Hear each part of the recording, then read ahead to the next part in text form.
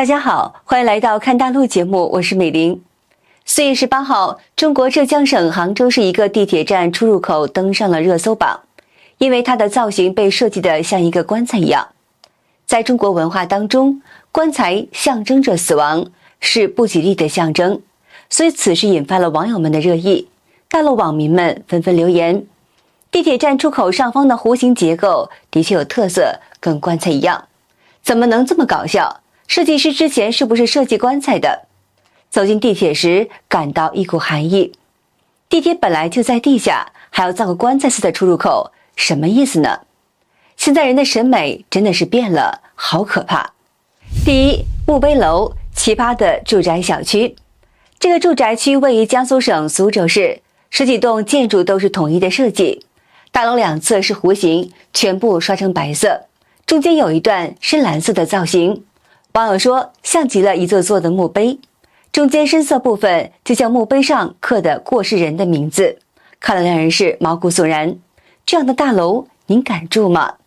大家注意看，活了几十年，第一次看到这么奇葩的住宅小区。通过空中俯览，犹如一座座墓碑呢立在那里，看着真的是十分的别扭。这个设计师的理念呢，我真的是搞不懂。古以来，在国人的印象中，不管是建大厦还是住宅楼，无论是从风水还是造型来说呢，都是非常在意的。所以建造外观呢，要有比较好的寓意。正常来说，那些国人不愿意提起的忌讳呢，一般不会出现在房地产的建设过程中。小区呢是建成大概是12年左右，如今呢过去了10多年的时间，大楼的外表呢就已经脏到不行。这个可能跟它的设计配色呢应该是有关系的。它顶部呢是带有这个幅度的，水和脏东西呢容易落在上面，时间一长呢就成了这样。小区内部的排列呢还是十分整齐，就是这个造型呢让人难以接受。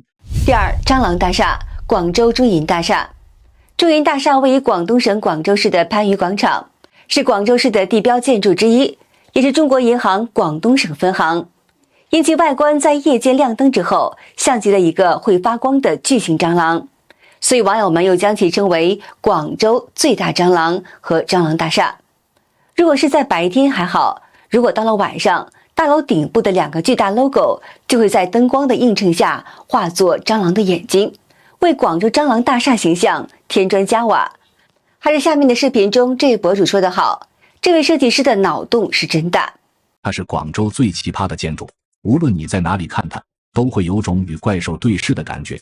相信许多在它附近路过的朋友，在某些时候都会忍不住把它拍下来，特别是晚上它楼顶的标志亮灯，加上特定天气的时候，看起来是真的抽象，不知道的人还以为真的有怪兽来了。不错，它就是大名鼎鼎的广州中银大厦，又因为外观很像怪兽跟蟑螂，因此被许多人称为怪兽大厦跟蟑螂大厦。它位于广州市番禺区的番禺广场地铁站附近。起初这座大厦建成的时候，外观看起来是很正常的，直到它楼顶某标志的出现，仿佛给这座大厦加了双眼睛，瞬间就让它变样。这就让不少朋友好奇，这设计者的脑洞到底有多大。第三，一对尿壶，柳州双鱼会。在广西柳州，无人机拍到2座奇特的建筑，第一眼看到就给人怪怪的感觉，因为大家都看不懂这个建筑像什么。有的人说像地上爬行的蜗牛，有的说像2只吃饱的蚂蟥，更离谱的还有人说像中国古代的尿壶。让我们来跟随下面这位博主的镜头去了解一下，当中这个建筑的设计理念是什么？为什么今天的城市建筑被一些扭曲的审美导向，只能带来视觉污染？最近广西柳州双鱼会的外观设计又被大家拿出来吐槽了。整个建筑以2条跃起的巨型鲤鱼为造型，在建造之初呢，那可是想要打造成柳州当地的地标性建筑，投资更是超过了3个亿。定位国际精品 shopping mall， 总建筑面积超过了4万平方米。建造好后，却被大家纷纷吐槽，像2个夜壶。大家好，我是任军，关注你关心的设计问题。地标建筑的修建的确是一件好事儿。双鱼会充分借鉴了柳州民间传说中刘三姐月里成仙的故事元素，2栋主体建筑的外立面都采用了圆弧曲线，形成了光滑的拉伸纹，整体的外观就像一大一小追逐愉悦的2条鲤鱼。理念虽然非常的不错，但是等到建筑修建完成之后，造型实在没法让人不吐槽。远远的望去，怎么看这个双鱼会都像是一对尿壶，以鲤鱼为造型，却没有鱼头，甚至就像没有建完一样，让审美直线下降。凭借着这样独特的造型，柳州的双鱼会建筑还尴尬的上榜了第8届中国10大丑建筑的榜单。现在的很多城市都在打造属于自己的地标建筑，双鱼会也算是用自己特立独行的方式出了圈。好的地标建筑反映了一座城市的价值取向和文化追求。然而，当城市建筑被一些扭曲的审美导向带来的，可能不只是视觉污染。第4，奇葩杰作福禄寿天子大酒店。这是位于河北省天河市一家酒店，高达41.6米，共有10层。外形为传统的福禄寿3位神仙的彩塑形象，具有中国的传统特色。但是建成之后却上榜中国最丑的10大建筑之一。其实相比于丑，这家酒店外观更加特殊。如果有巨人恐惧症游客前来，恐怕是看都不敢看了。博主形容这样的设计是奇葩他妈给奇葩开门，奇葩到家了。兄弟们，今天带大家瞅瞅全国最奇葩的建筑，别不信，向上看。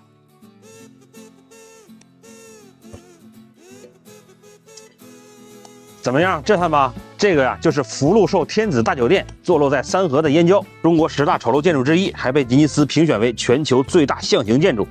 外观呀是彩色福禄寿3形象，高41.6米，形象老逼真了，就连脸上的鱼尾纹啊都雕刻得非常清晰。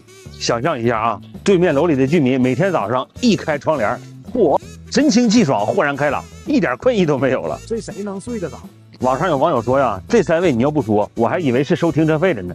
你说全国哪个小区有这样的风景啊？真是奇葩他妈给奇葩开门，奇葩到家了。这设计师但凡吃一粒花生米，也不至于设计成这样啊！你礼貌吗？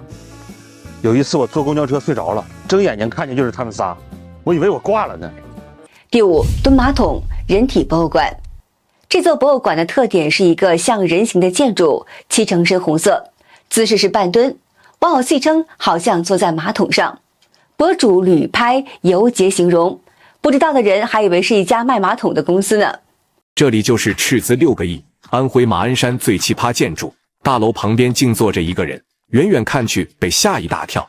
它就是安徽马鞍山人体博物馆，占地面积约14000平方米，被网友称为我国最丑建筑的人体博物馆。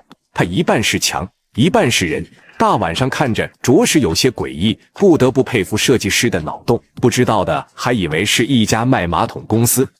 而最神奇的是，没有结构像脊柱的电梯，从膝盖位置开始游览，一层一层把游客往上送，可以近距离感受人体器官，真是世界之大，无奇不有。第6，大裤衩中央电视台总部大楼。在北京市的朝阳区，有一座和短裤极其相似的大楼，耗资高达人民币200亿。它就是由荷兰设计师雷姆·库哈斯设计的中国中央电视台总部大楼。因其独特的形状，从任何一个角度来看，都像极了一条大短裤，因此得名大裤衩。博主麻辣设计对此有话要说：库哈斯从来都不会承认央视大裤衩有任何不良的隐喻，但是疯狂是库哈斯的本性，无论是他的著作还是他的作品。很多人以为大裤衩这个别号是无聊市民的调侃，但是事实上，如果叠加上当年一把火的北配楼，确实很容易让人产生不当的联想。这个东西很奇怪啊，你大师在说的天花乱坠，让人听得一头雾水，可是这些看似胡说八道的传闻，却像病毒传播一样，让人非常的上头，在脑海里印象深刻，挥之不去。这个就像日本建筑师集体讨伐扎哈的奥运会主场馆一个道理，你说不像，别人是越看越像。但是由于大裤衩过于扭曲的形体、复杂的建造难度、似是而非的设计理念和东方大国自身的内涵是一点都不沾边，我觉得这个才是大裤衩最致命的问题。库哈斯只是赶上了好时候，正好遇上了一批既没有自信又没有内涵，关键是还没有一点眼界的建设管理者，所以呢，大裤衩就这样顺利的诞生了。但是呢，这也成了库哈斯在中国的绝唱。从此以后，库哈斯与中国标志性的大型弓箭绝缘。当然，这也是他自找的，对自己的设计解释不清楚，无法回应公众的质疑。最后，让我们再来看看一位博主上传的视频。他质疑中国这些诡异的建筑的背后，其实是隐藏着秘密。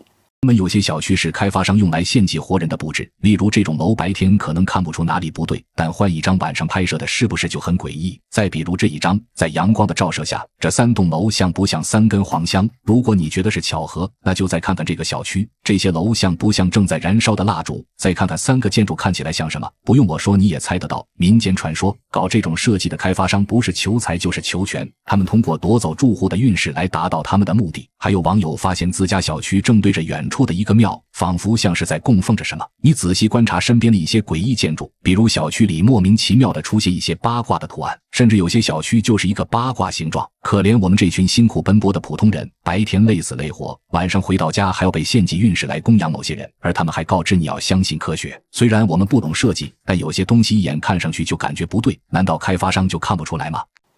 好的，今天就和大家聊到这儿了，请您记得点赞、订阅、留言，并且分享给您的朋友们。感谢您的支持，我是美玲，我们下期节目见。